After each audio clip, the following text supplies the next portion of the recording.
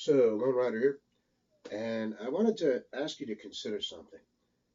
Imagine if somebody said to you, I accuse you of robbing a bank 20 years ago. I won't tell you what bank, and I won't tell you when it was robbed, but prove to me you had nothing to do with it. If you're like me, you'd probably be sitting there scratching your noggin saying, how do I go about doing that exactly? And secondly, why should I, since in this country you're supposed to be innocent until proven guilty? Well, congratulations. You know more than both parties in the Senate and the Congress and the media and everybody involved in political life, and in particular, the confirmation hearings and circus surrounding Judge Kavanaugh, including the allegation that sometime in 1982 he allegedly attempted to assault a young girl at a party when he himself was a teenager. Now, the problem I have is when this allegation came out, and it's worth noting that Democrats sat on it for like almost 2 months. Um, a letter was sent to a local politician who forwarded it to Dianne Feinstein, I think, who then sat on it. And again, I don't know whether she sat on it because she wanted to spring it later as a political gotcha, or whether she sat on it because there were no details and she didn't want to look stupid bringing it up without having any details, or if she sat on it because in the letter the accuser, a Dr. Ford, originally said that she wanted to remain anonymous. So I honestly don't know whether this was a sincere attempt to listen to the person who wrote the letter about her remaining anonymous, whether this was just an attempt to avoid looking silly in front of the cameras, or whether this with an unfounded accusation that didn't have any specifics, or whether this was in fact just held until later as a political ploy. And nobody will ever know. The only person who's going to know that is Dianne Feinstein and the Democrats she consulted with.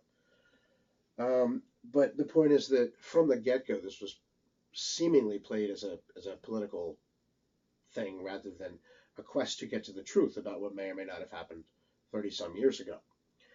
And everybody was eagerly awaiting the details because all we knew was that sometime in 1982, this woman alleges that Judge Kavanaugh, when he was 17 and she was 15, attempted to force himself on her at a party. And nobody knew what party, where it was, when it was, who else was there, etc. And nobody was coming out with these details. And it seemed awfully strange. So when people heard that the accuser, Mrs. Ford, was actually going to testify in the Congress, it became, oh, good. So we're going to get all these details. We're going to get to figure out where it happened, when it happened, and therefore potentially who was there, and actually be able to evaluate this serious charge. And can we all agree, I think, whether you're a Democrat or a Republican or an anarchist, that attempting to assault somebody is serious? Yeah. Um, I think everybody is on the same page as far as that goes. I don't think there's anybody out there who's saying this is a joke or this isn't a serious charge, serious allegation. But here's the thing. I think where some people just flat out lose their fracking minds is when it comes to evaluating. You have two different things. You have one, the issue of this type of accusation and is it a serious matter? Yes, it is, and I think everybody agrees on that on both sides. My problem is where some people just flat out lose their minds is separate from the issue of is this type of accusation serious, is the question of is this particular accusation, one, credible, and two, can we actually know whether it's credible or not based on the information we have? So, there's the issue of what type of accusation is it? Did it actually happen? And then there's, can we, nearly 40 years later, determine whether it happened or not from the limited information available to us?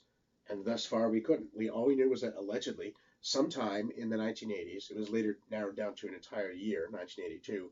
So sometime in 1982, somewhere, Judge Kavanaugh allegedly did something to this woman at a party, and we don't know where or when it was held or who else was there. And again, it's like saying to you, well, I accuse you of robbing a bank 20 years ago, but I won't tell you what bank or when it was robbed. Prove to me you had nothing to do with it. What are you going to do? I mean, even if you felt you were under an obligation to try and prove your innocence, which is the opposite of how things work in this country, or should, um, how are you going to do that? You could say, well, I was out of town that day. You don't know what day it was. You could say, I've never been near that bank. You don't know what bank it is. You could say, look at the security footage of the bank. You don't know whether that bank has security footage, or whether the cameras were damaged, or the footage was lost. It was 20 years ago, after all. and you don't know which bank it is, so you don't even know whether they, save their footage, do they tape over it? No way of knowing because you don't know what they're alleging or when they're alleging it happened. So it's kind of hard to say, well, oh, I was actually in the Bahamas that weekend.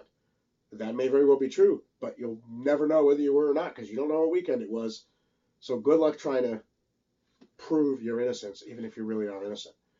Um, this is the problem with these type of things. And to me, the amazing thing is that we thought, okay, when she testifies, we'll actually get these facts, and we'll be able to sit down and evaluate this. There'll probably still be partisan kicking and screaming, but people who are interested in evaluating the facts dispassionately will be able to sit down and look at this and say, does this make sense? Is this credible? Do we think it happened? And I saw the testimony. I was at a friend's house getting some help with a project I was working on, some metalworking. He had the thing on the TV. And Mrs. Ford gets up there. Pretty much the first thing she says is, "Look, I know you've all been waiting patiently for all these details, when it was, where it was, but I actually can't tell you." And she started off with a list, basically saying she doesn't know how she heard about this party. She thinks it was sort of a spur of the moment, impromptu thing, but she doesn't know how she heard about it. She doesn't know how she got there. She doesn't know who was there or what happened or where the party was. Um, the only thing she knows is that Judge Kavanaugh assaulted her, and it was Judge Kavanaugh. And then she says she doesn't know how she left the party, how she got home. Now, keep in mind she was 15, so she probably wasn't driving. In some states, you get a learner's permit at 16. Maybe back in '82, you could get a driver's license at 16. I don't know. In '82, I was like 5 or something. I was very young. But the thing is that, to me, it's strange that like, I understand there might be a reason for her not remembering any details, but then why would she remember the detail of Kavanaugh, right? I mean, if she was, for example, just because you don't remember it doesn't mean you made it up. You might have been drunk or stoned, right? I mean, teenagers at a party, it's okay. So suppose she was drunk or stoned. Well, if she was so drunk or stoned that she doesn't remember how she left, why would she remember what happened there and who it was, if anything happened, and if it was that person? How could, if you're going to be so chemically, in other words, being chemically impaired could explain and make reasonable the patently absurd statement that she has no idea where this was, how she got there, what happened, or how she left. But somehow she knows actually what happened, and that's, to me, that's a contradiction. That's a huge fracking contradiction. But it could be explained a variety of ways. You could say, well, she repressed parts of the memory because it was so traumatic. You could say she was just so drunk she didn't remember.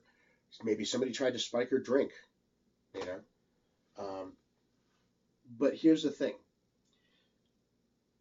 Any of those explanations, well, they might explain her inability to remember, which somebody might otherwise put down to just BS, They might explain her inability to remember how she heard about the party, how she got there, what specifically happened while she was there, how she left and got home.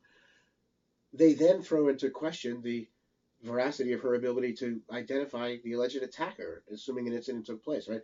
If you're so stoned you can't remember how you got home, okay, that explains why you don't remember you got home, but then that opens to question your ability to remember anything else during that time period while you were stoned, including the identity of the person who may or may not have attacked you, right? And the problem I have with this, as far as this goes, is when you get up there and the first thing you say is, I don't know where it happened. I don't know when it happened. I don't know how I got there. I don't know how I got home. I don't even know how I heard about it. That's what people are waiting for you to testify for. Nobody's waiting for you to testify so you can talk about how traumatic it was and how awful it was and so on and so forth. I mean, we can look at this in a very simple way. This is like emotions versus facts, all right? Emotions can tell you how something affected a person. They can't tell you whether or not it happened, right? Only facts can do that.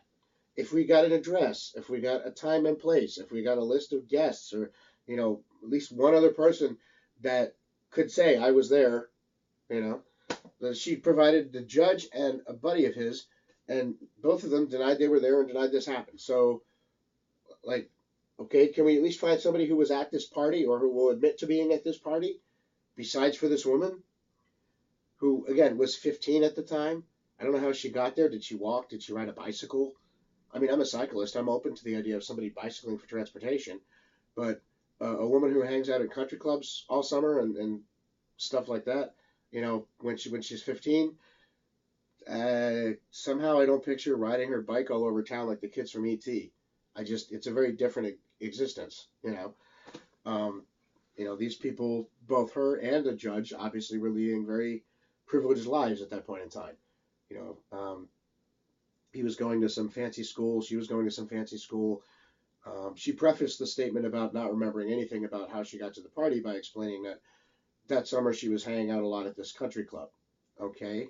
I never hung out at country clubs when I was 15, but, whatever. Assuming that's what she did. I don't know. I mean, they must have a guest list. They could probably prove that. But then she goes into explaining that she has no idea how she found out about the party or how she got there. And she thinks it was just sort of an impromptu or spur of the momently organized party. But the point is to evaluate whether or not this accusation is credible and whether or not we can even determine whether it happened and whether the judge was involved and whether that should reflect on him not being on the court. I think we can all say if the judge did this, that should really count against him for getting on the court. I mean, if he did this, he should probably be in jail. Now, the statute of limitations may have lapsed. That's what happens when you wait 36 years to report a crime. But the point is, morally, he should probably be in jail. But like I said, nobody's disputing that attempted sexual assault is a bad thing. What some people are disputing is that you need facts to allege that there was an attempted sexual assault. Again, I could say to you, well, I think you robbed a bank 20 years ago. I won't tell you what bank. I won't tell you when it was robbed, but prove to me you didn't do it. And that's my whole problem with this testimony.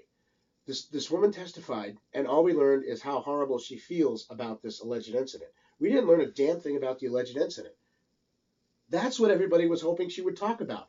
Nobody really, I hate to be harsh, but nobody really cares, as far as the Kavanaugh hearing goes, how she feels about this and how it affected her emotionally.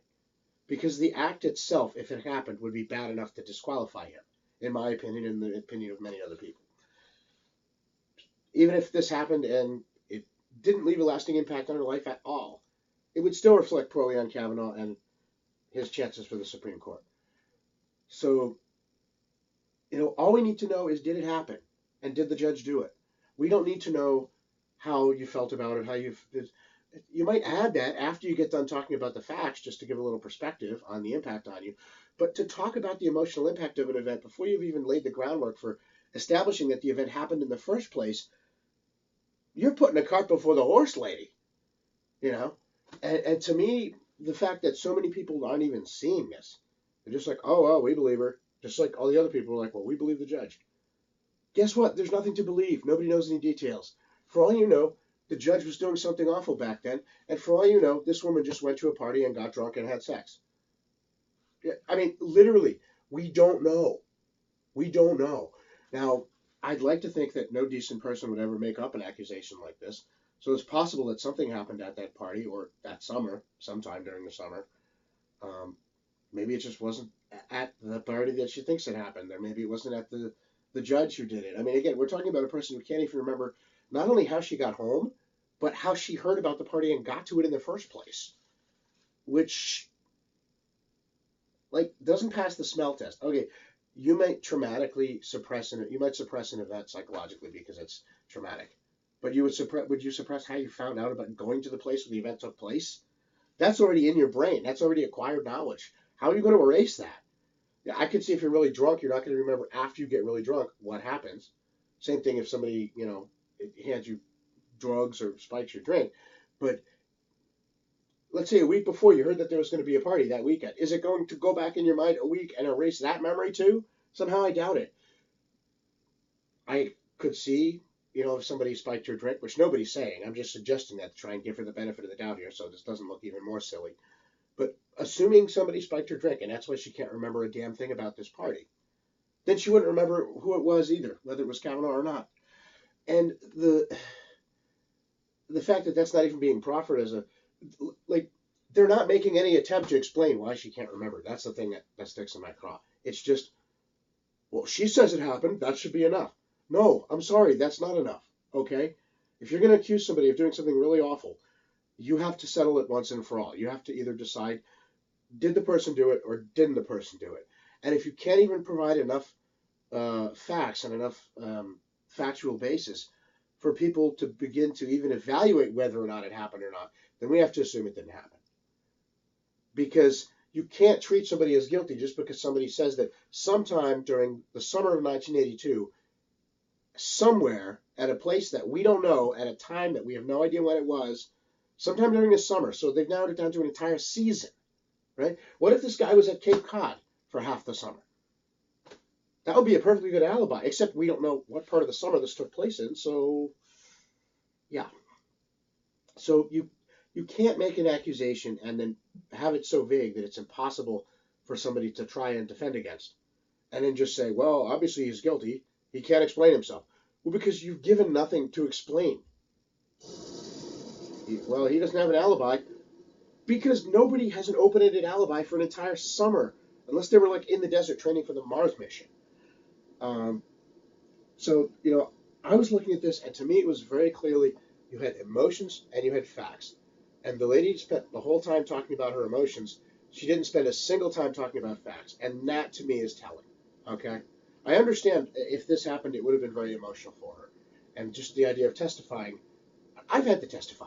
Not in a congressional hearing, but, local court things.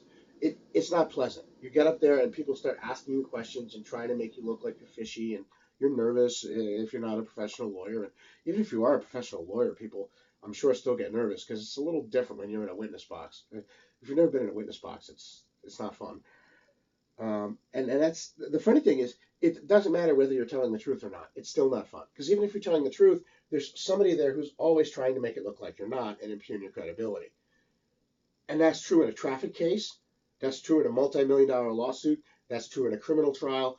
And it's true, by the way, in a congressional hearing as well, even though that's not a trial.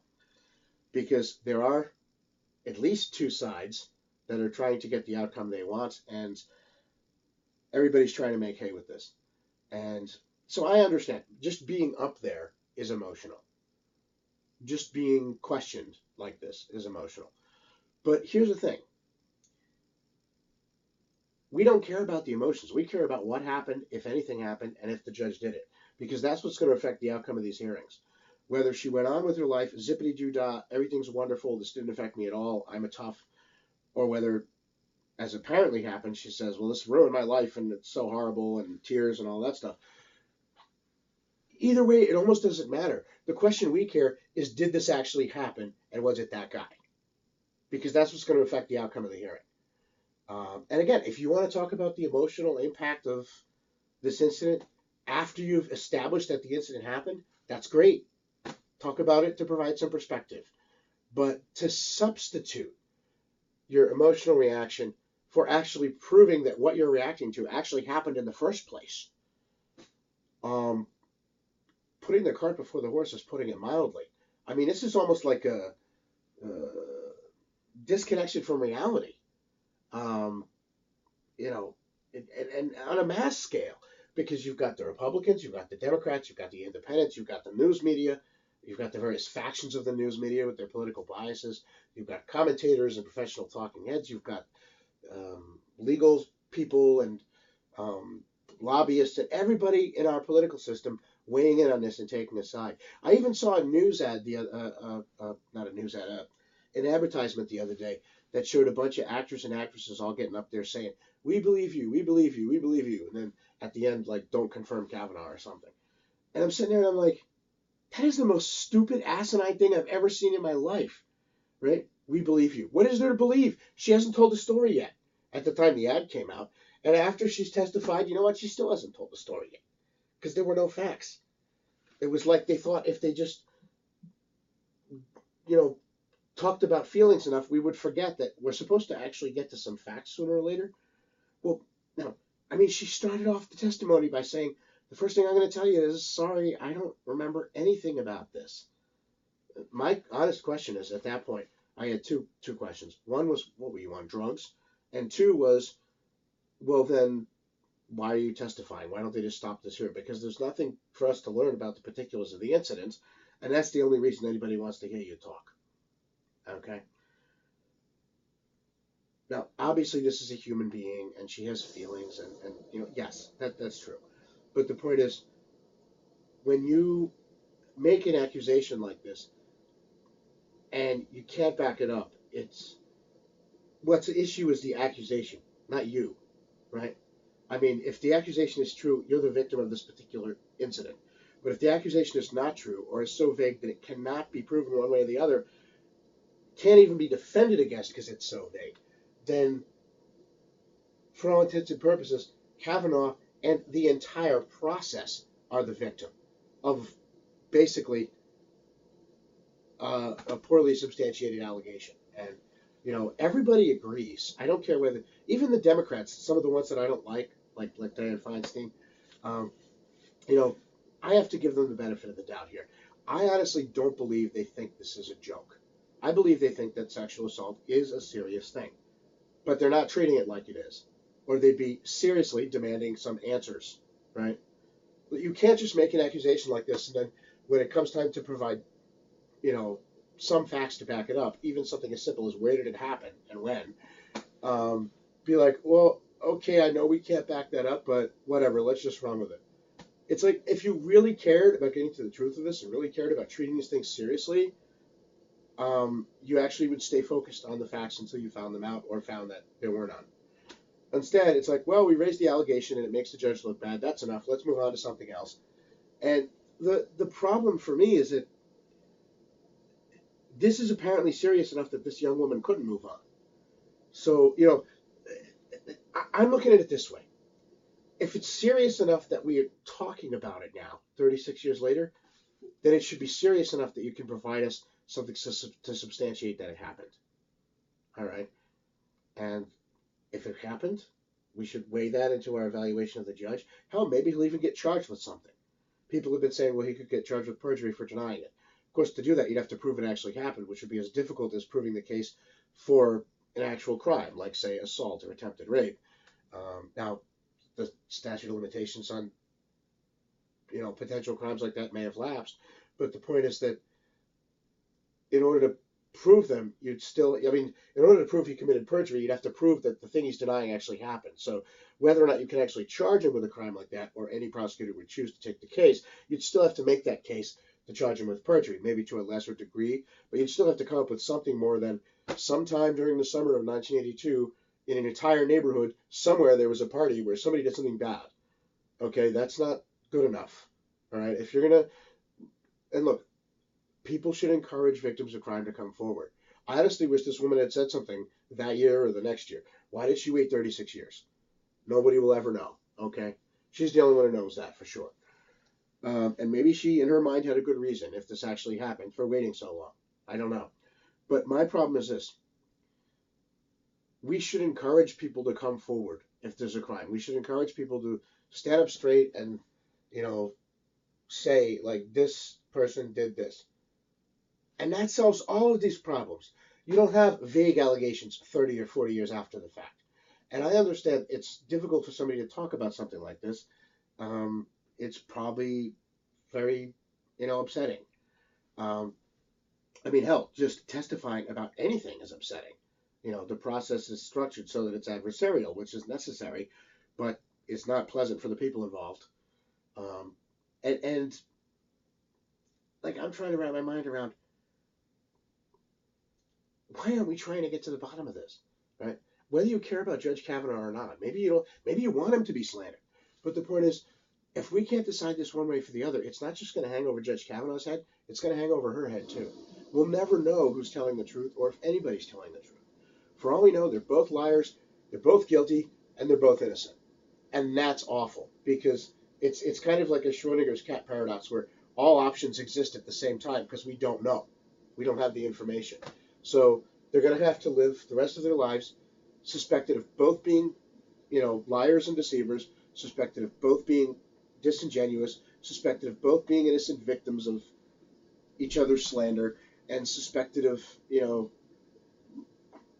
all of these things. And, people are going to think that Some people are going to think that the judge is guilty. Some people are going to think that he was slandered. Some people are going to think that this woman made this up and is guilty of accusing an innocent man. Some people are going to think that she was the victim of a brutal sexual crime. And the point is, nobody's ever going to know. And all of those different beliefs and realities, or perceived realities, I should say, are going to be coexisting at the same time for these people. One minute, somebody will be burning them in effigy. The next minute, somebody will be applauding them and saying they admire their courage. And it's going to go on for the rest of their lives. And that's not a good situation for anybody. Nobody deserves that. So, and it's not a question of politics, whether you like the judge's politics, whether you don't like the judge's politics. It's not a question of the woman's politics. We know she's a far left person who's gone to like anti-Republican rallies, just like we know the judge is a stalwart Republican.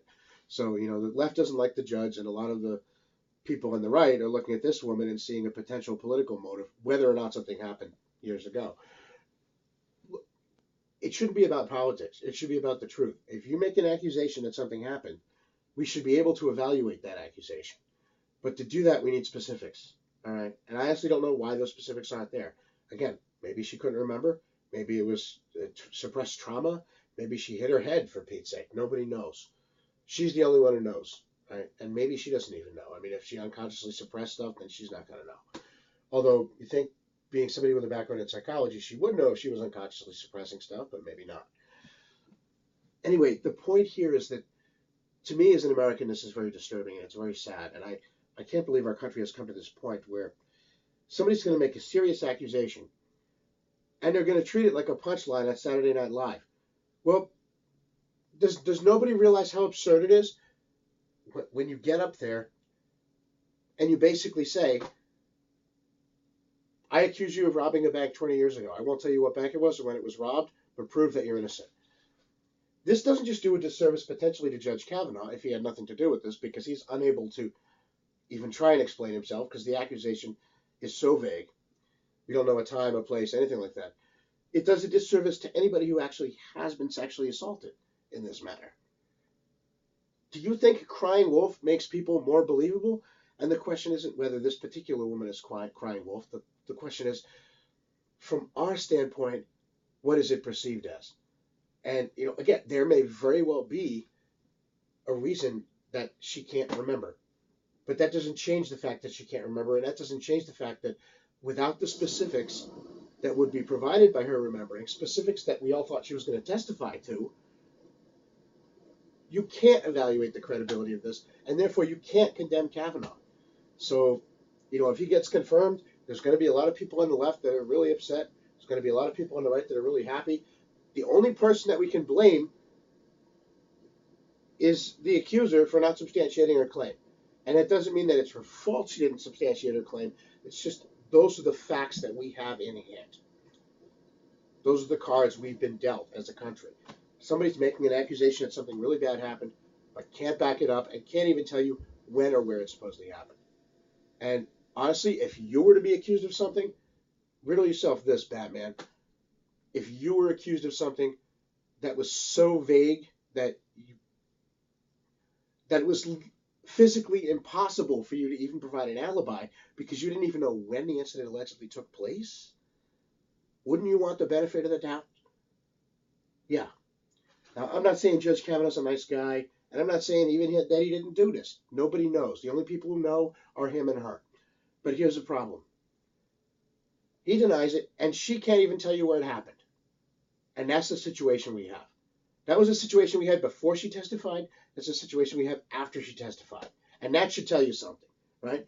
Again, the entire testimony was a case study in reason versus facts, and emotion and feelings. On one hand, we expected her to talk about facts, to get, reason, logic, dates and times.